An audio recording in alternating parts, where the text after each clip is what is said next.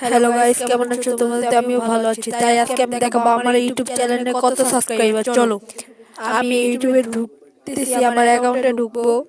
অ্যাকাউন্টে আসছি, আমার ভিডিওস আছে 6টা ও ভিউজ 5টা।